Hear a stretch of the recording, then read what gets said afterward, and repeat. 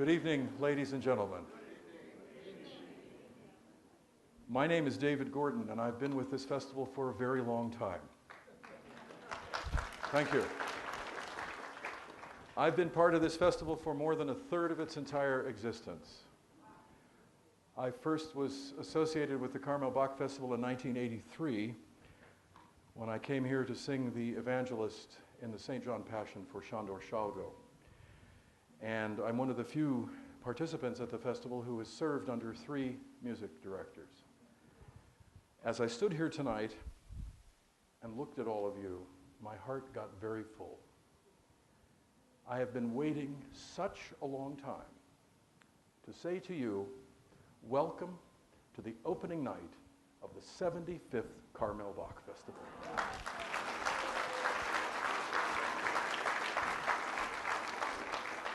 This is such a big deal, and I have filled my life with research over the past year for our Tuesday night concert and for the pre-concert lecture that I'll give here at 7 o'clock on Tuesdays. And it is such a touching story how this festival came to be, and it basically comes back to 2 people named Dean and Hazel. Some of you may know those names, and I'll tell you more about them on Tuesday night. 2 extraordinary, formidable women who are responsible for the creation not only of the Carmel Bach Festival, but of the Monterey Symphony and the Carmel Music Society, and they built the first art gallery in Carmel. It doesn't get much more monumental than that. I'll have a lot of time to talk with you about those things on Tuesday, but I wanted you to know that we're looking forward to a rip-roaring wild ride this week as we celebrate everything that this festival has been. Right now, tonight, we are engaged in another kind of celebration along with Johann Sebastian Bach. And that's another place that my heart gets full. I was a professional singer for more than 3 decades, and I made my professional debut in 1970 with the Montreal Symphony in this work that we're hearing tonight. I've sung it more than 200 times and heard it a lot more times than that. And I have to say that, in all truth, never have I heard such a stunning array of performers as we hear in tonight's concert.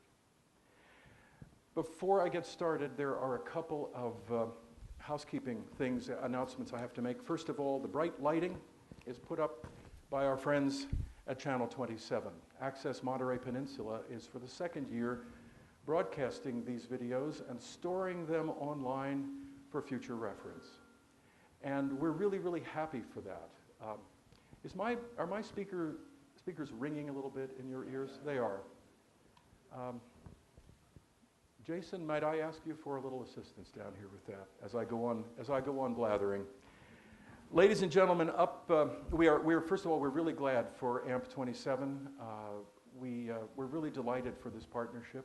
This is a wonderful station here in the Monterey Peninsula that broadcasts community access programming. And I understand also that they've been broadcasting last year's lectures during the past week.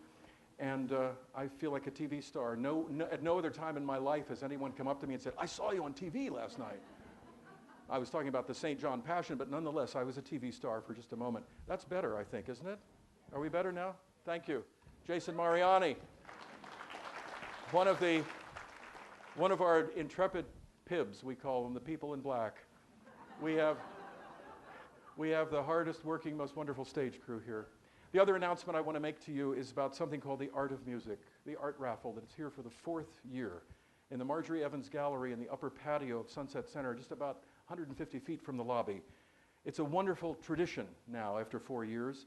It features over 125 works of art inspired by the natural beauty of Carmel and the experience of the Bach Festival. All the pieces are donated by the artists, most of whom work and live on the Monterey Peninsula. It's a raffle. You buy a ticket, you put it into the box of the artwork that you hope to win. By the end of this lecture, there will be some friendly, helpful people here with bright red Carmel Bach Festival aprons, and those are the people who are selling the raffle tickets. $5 a piece, 7 for $30. You heard it here. It's a wonderful experience, even if you don't end up buying a ticket. The exhibit itself is a work of art. Another thing I want to say is that I have 25 minutes to talk with you, and I'll probably run over a few minutes, but if you want to know more about this, I can recommend one of my lectures. Yes, you can buy the CD, the audio CD upstairs the audio CD upstairs at the boutique, but you can also listen to it online for free. There's a wonderful resource center for information about the B minor Mass that I took part in creating. It's on the website of the Oregon Bach Festival, oregonbachfestival.org. And there are about a dozen essays and articles about this work, and some of them are extremely scholarly and beautiful musicological studies of the work. But I have a speech called, and about an hour long, called To Whom It May Concern, the story of Bach the employee and the greatest job application ever written. What I'm giving you tonight is a condensed version of that. If you go to the Oregon Bach Festival site, go to their digital Bach web sub-site, and you'll see there a picture of the town square, a well-known etching of the town square in Leipzig, and every door and every window is a link to some new speech or essay. And if you go to the big front door, that will take you into this beautiful room, the most beautiful room I've ever lectured in, and there you'll hear my voice and read my words. For the longer version of this, it is a fascinating story about our buddy Johann Sebastian Bach, and in 25 minutes I want to tell you who he was and why this work that never was performed and never could have been performed in his lifetime, why it exists. It's an enigma, and I love enigmas because I'm a history buff. The bottom line is, my friends, that Johann Sebastian Bach never composed a Mass in B minor. That is, he never created a work with that title. Nor was the composition we call Mass in B minor ever performed in his lifetime. The origin of this great work is a very tangled story. And in order to understand the nature and the character of this artistic masterpiece, it's necessary to understand the history of its creation in the early 18th century. It also helps to remember that for his entire life, Johann Sebastian Bach was, as I said, an employee from age 17 until his death at age 65. He was never an independent freelance musician. It's fascinating, I think, to explore the story of Bach's life and his professional career and try to understand the decisions that he made at important points in his life. These decisions were inspired by and had a profound influence on his musical creativity. The basic outline of Bach's life, I love to tell this story. I could go on for hours about it. He was orphaned at an early age. First of all, he was born in 1685 into a musical family, an amazing musical family. Every one of his male relatives was a professional musician. His brothers, his uncles, his father. By the time he was an adult, he created his family tree. He did some genealogy work, and he created a family tree going back to 1535, 150 years before his birth. There were 55 professional musicians in his family tree. So much so that when he was born in Thüringen, or Thuringia as we call it in English, there were so many Bachs making music in that part of Germany that the word Bach was a nickname for any musician, no matter what the last name. He was orphaned at an early age, and he went to live with his brother. His brother gave him his first music lessons on keyboard, probably violin, and the house grew a little too full. His brother's sister had children. Students came to live, and it was time for young Sebastian to leave. And so he went to a boarding school in Lüneburg where he got a scholarship based on his beautiful soprano voice. And then, when he was 17 years old, just before graduation, he left school because he'd heard that in Arnstadt there was an organ that was brand new and about to be installed in the church, and he thought he had a good shot at being the organist in Arnstadt. So he went there and found the organ wasn't finished yet. So he got himself a job, his first musical job, in the court orchestra in Weimar, playing the violin. Many people are surprised that Bach's first professional musical engagement was playing the violin in an orchestra. Then he went to Arnstadt, he got that job. It was traditional to audition at least 3 organists for such a position. But he auditioned, he was the first one to audition, and they hired him on the spot. He must have been very, very good. He was in Arnstadt for a while, then he went to Mühlhausen, a touching story. He signed a contract to work as a church organist in Mühlhausen. Before he got there, there was a fire that burned half the town. It came time for him to arrive. They couldn't find pen or paper to write his contract on. It was a terrible, terrible time for him and for the town. He wrote one of his most melancholy cantatas, Aus der Tiefe ruf ich her zu dir, out of the depths I call to thee. It was commissioned by the people of this burned town. Then he went back to Weimar, but this time he was at the court of Weimar as the concertmaster. And he was leading the orchestra there at Weimar. And you see, he would go back and forth between working for a church and a town council, or working for some kind of royalty. So it was, he found himself in Weimar. He was there from 1708 to 1717. He's now 32 years old. He wants to get to a new job in Köthen, working for the Prince of Köthen. It will be much more advantageous to his career and much better for his music making. He asks to be relieved from his duties in Weimar, and for the indignity of asking to be released from his contract, he's put in jail for a month to think it over. He was not really an employee of the royalty, he was a subject of the royalty.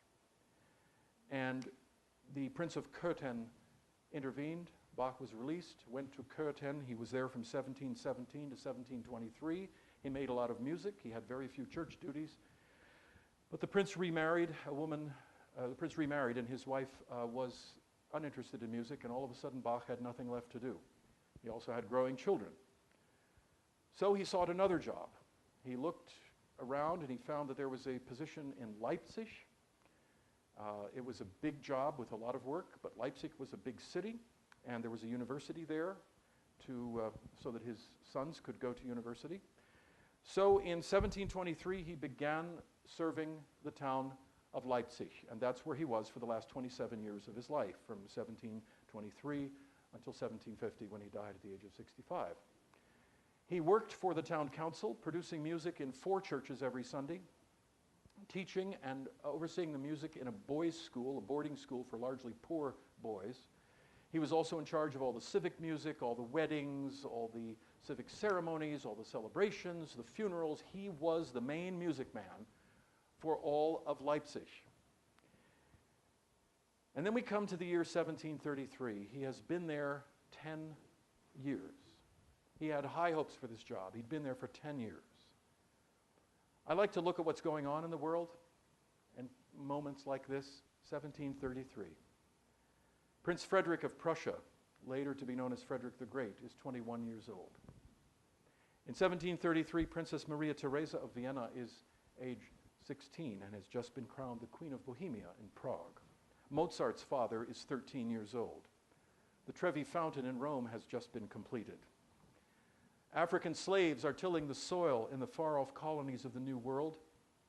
George Washington has just celebrated his first birthday.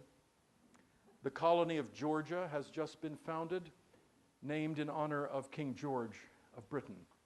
In 1733, Benjamin Franklin first publishes Poor Richard's Almanac. And in 1733, Father Junipero Serra is completing his studies in Majorca and has not yet journeyed to the New World to begin his life's mission of establishing churches and missions up and down the Pacific coast. What we refer to as the Baroque, in reference to these musical events in Europe, could also be called the colonial era when referring to history on this side of the Atlantic. And what was Bach doing in 1733? As I said, he's been there for 10 years. He's at the peak of his artistic powers. He's 48 years old, and he's increasingly frustrated with the situation in Leipzig. He was unhappy and angry, and he believed himself to be the target of political intrigues among the town council meant to drive him out. He has spent the past 10 years in Leipzig writing music. He has written the St. John Passion, the St. Matthew Passion, at least 1 or 2 other passions now lost. The Magnificat, the magnificent Sanctus that we hear as part of this work tonight. Nearly 300 church cantatas, and all manner of other chamber music, concertos, and other work. None of this music was published in his lifetime. None of this music. A few instrumental pieces. Other than that, basically nothing was published in his lifetime. No one had heard it except his own church musicians for whom it was written, and his congregations. No one had seen any of these manuscripts, any of the scores which were on the shelves in his music room. And so, unhappy with his job, unhappy with the pay, unhappy with the intrigue, he creates one final big job application. in the great and princely palace of Dresden, not far from Leipzig, in February 1733, Prince Friedrich Augustus II dies. He is the Elector of Saxony, the highest ruler in the region in which Bach lives. For residents of Saxony, the Elector is, for all intents and purposes, their king. He was also a renowned patron of the arts, and under his reign, Dresden has become a noble and cultured city. Friedrich Augustus is automatically succeeded by his only legitimate son, I love phrases like that in this, by his only legitimate son. Just that tells us so much about those days. And this was the 37-year-old Friedrich Augustus III. On July 27th, 1733, Bach, with the help of friends and patrons in Dresden, arranges to have a letter sent to Friedrich Augustus III, this new prince and elector of Saxony. The letter was part of Bach's attempt to obtain an appointment as court composer or court musician in Dresden. Here is my translation of that letter. To His Most Serene Highness, Prince and Lord Friedrich Augustus, Royal Prince in Poland and Lithuania, Duke in Saxony, and then the list of titles goes on and on and on. I'll skip right to the salutation. My most gracious Lord, most serene Elector, most gracious Lord. To your Royal Highness I submit in deepest devotion the present small work of that meager science I have achieved in music, with the most holy submissive prayer that your Highness will look upon it with most gracious eyes, according to your Highness' world-famous clemency, and not according to the poor composition, and thus deign to take me under your most mighty protection. For some years, and up to the present moment, I've had the directorium of the music in the two principal churches in Leipzig, but have innocently had to suffer one injury after another, and on occasion also a diminution of the fees accruing to me. But these injuries would disappear altogether if your Royal Highness would grant me the favor of conferring upon me a title of your Highness's court capella, and would let your high command for the issuing of such a document go forth to the proper place. Such a most gracious fulfillment of my most humble prayer will bind me to unending devotion, and I offer myself in most indebted obedience to show at all times upon your Royal Highness's most gracious desire my untiring zeal in the composition of music for the church as well as for the orchestra, and to devote my entire forces to the service of your Highness. Remaining in unceasing fidelity, your Royal Highness's most humble and obedient servant, Johann Sebastian Bach. He doesn't use the word diener, which would be servant. A diener is a servant who lives upstairs. He uses the term knecht. A knecht is sort of like the mentally retarded farmhand that lives in the barn. A knecht in this time was halfway between a human being and an animal. Knecht. Your Royal Highness's most humble and obedient slave is what he really was saying. The trifling product of the meager talent of the science of music was the set of beautifully prepared orchestral parts for a Kyrie and a Gloria, the first two parts of what we now call the B minor Mass. While the Dresden nobility eventually, some years later, issued a certificate appointing him composer to the Royal Court Capella, etc., he got a certificate, a very tiny stipend, and some slight honor, but he had to stay in Leipzig. His discontent with working at home continued to grow. The title from Dresden didn't turn out to give him the clout he had expected, and the noble and most wise council of the city of Leipzig kept on putting up with Bach until he died in 1750. And what do we make of this trifling product, this Mass that he wrote and never performed? Was it in fact a resume? Was it a job application? The Mass is a large-scale work. The orchestra consists of 2 flutes, 3 oboes, 2 bassoons, horn, 3 trumpets, timpani, strings, and organ. There are 5 vocal soloists. The choral parts are generally considered by all of us singers to be harder than the vocal solos. That's not hyperbole. The choral parts of the B minor Mass are virtuosic. The chorus is sometimes divided into 8 parts. Based on Bach's milieu as a Lutheran and a Lutheran church musician, the scale and the textual content of the Mass is a complete enigma to us. While the Mass is generally considered to be exclusively part of the Roman Catholic Church, it was very much a part of the Lutheran liturgy as well. Lutheran believed in keeping certain aspects of the liturgy constant and making some of the liturgy Latin so that it could be written more beautifully and artistically, and some of the liturgy in German so that it could be sung by the people. The movements that Bach created that followed the ones he sent to the Elector of Saxony were unusable in the Lutheran Church for reasons of length, structure, or the actual text contained within them. He employed certain textual variants that were suitable to the Lutheran Church that were not suitable to the Catholic Church, and other Catholic variants that were not suitable in the Lutheran Church. And the length of the work in the final analysis makes it inappropriate for any liturgical context. Haydn wrote a whole series of beautiful little masses to be performed in church services at the Chapel of the Prince of Esterhazy. Those works are 25 to 30 minutes long. The B minor Mass is over 2 hours long. It's not written to be performed in church. I believe, along with many other great scholars, that the true intention of this work is to be found in the general direction of the work that Bach was taking at that part of his life. Bach, the famous music master that we all know and worship, the man who wrote all those church cantatas, the passions, all this deeply religious music, Bach paid other people to do his church work for the last 10 years of his life, and he never professionally set foot in any of his churches during that last decade. He was concerned, as he grew older, with creating and compiling musical compositions containing his own most shining examples of all different various compositional styles. And all of this, remember, at a time when he had no prospect of hearing these works performed in his lifetime, much less seeing them published. To cite only the most obvious examples, the unfinished art of the fugue, which is an exploration of all possible contrapuntal fugal uses of a single melody. He began it in 1740, put it down for a while, and then picked it up again in 1747, 3 years before he died. The Klavierübung, or keyboard study book, number 4, which is known to us since the 19th century as the Goldberg Variations, which is a compendium of all possible ways of varying a single theme. 1747, 3 years before he died. The Musical Offering, also from 1747, which is an exhaustive exploration of all that could be done with one single musical melody, written especially for him by Frederick the Great of Prussia as a challenge.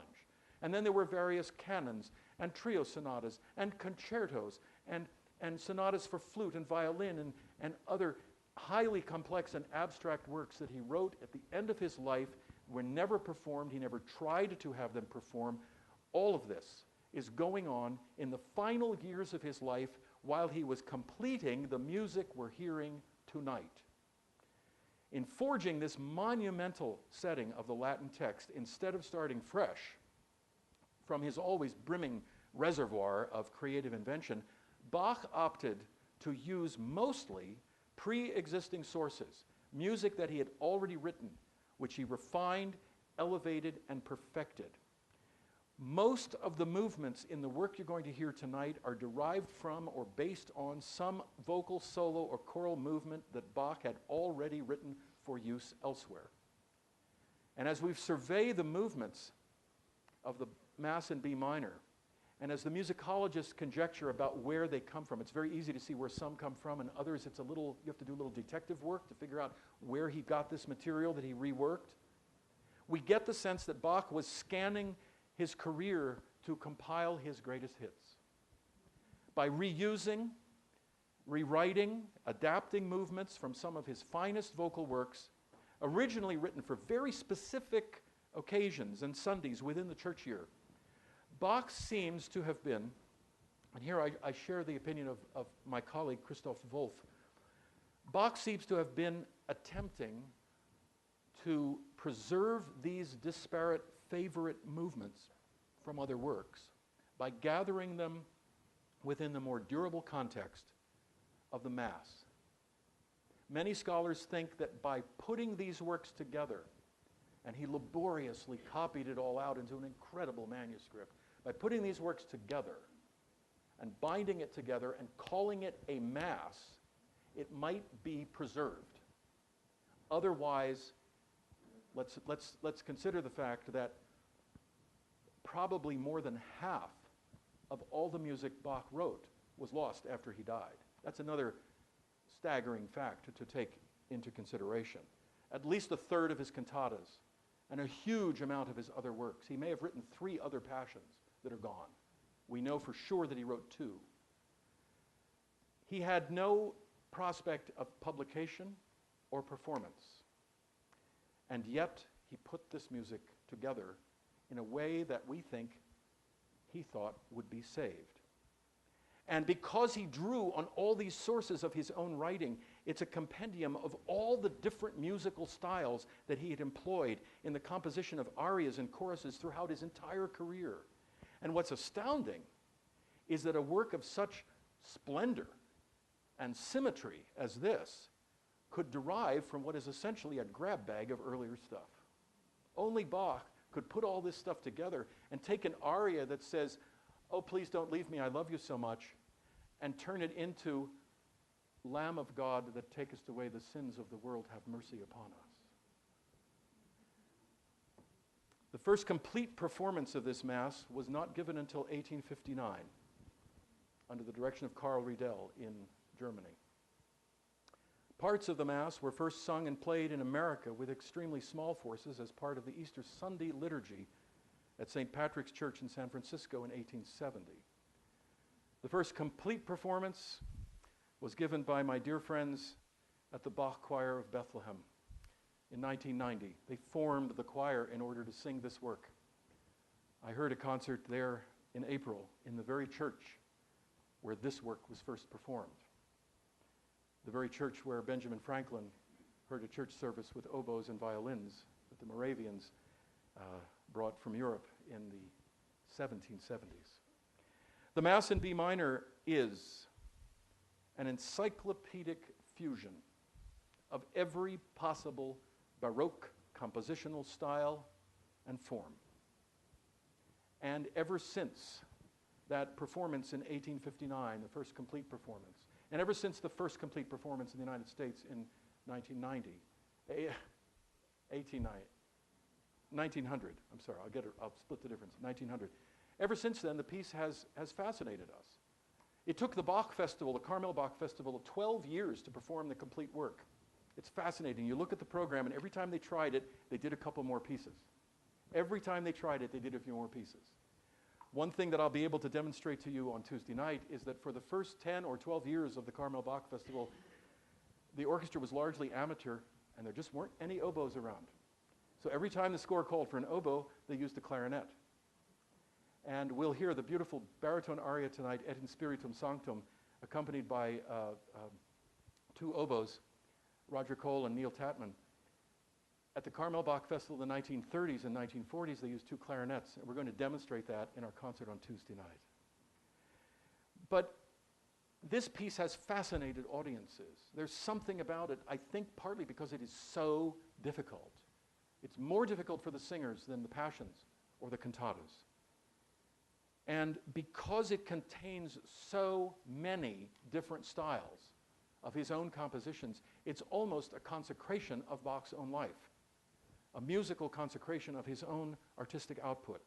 It embodies the very essence of Baroque art. And beyond its intricacies as a study of Baroque music and compositional style, it captures an inspirational quality which defies description in words. Bach's own spirit comes through. It's a luminous statement of the depth of Bach's spiritual commitment in a lifetime of serving God through music. And Bach said, any well-crafted music can serve God. In a lifetime of serving God through music, Bach had perhaps finally created the ultimate expression of his faith in a way he knew best, the language of sound. It seems to have been important to him to create all these abstract works in his last decade. And as he passed his 60th birthday in 1745, and he began his descent into blindness without any hope of prosperity or fame. Without any prospect for publication of the hundreds of manuscripts on the shelves of his music room, he continues to dip his goose quill pen into ink and write. And when he could no longer see, he sat in darkness and dictated to his assistant what to write. And he did that until he was on his deathbed with bandages on his eyes from the botched eye operation from the same quack doctor who performed the same operation on Handel and blinded him too. That's another story that would make the hair stand up on the back of your neck. And so perhaps this spiritual element is at least part of the point in this so-called job application. In that same year, 1733, when all this started, Bach wrote a celebratory cantata for the coronation of the new Elector of Saxony, the recipient of that letter. And then 10 years later, he took the opening chorus of that glorifying cantata. Bach could be so obsequious. And he would write this total cantata about how great and wonderful Prince Friedrich Augustus III was. And 10 years later, he took that very same music, and all he did was change the words to Hosanna. And that's what we hear tonight, twice. God was for Bach the ultimate king. And perhaps it's that king to whom this job application ultimately was directed. It is said that when the angelic musicians entertain other angels, they play Mozart. But when they make music among themselves, they play Bach. And we can only hope that Bach received his appointment as Kapellmeister to that heavenly ensemble. Ladies and gentlemen, I'll be sitting in the audience with you tonight. Let's think about Bach, the goose quill pens, the music on the shelves, unpublished and unknown outside of his little circle of church musicians. And let's be grateful to him tonight, and to the people who preserved this music and kept it for us to perform and listen to. Thank you all very much.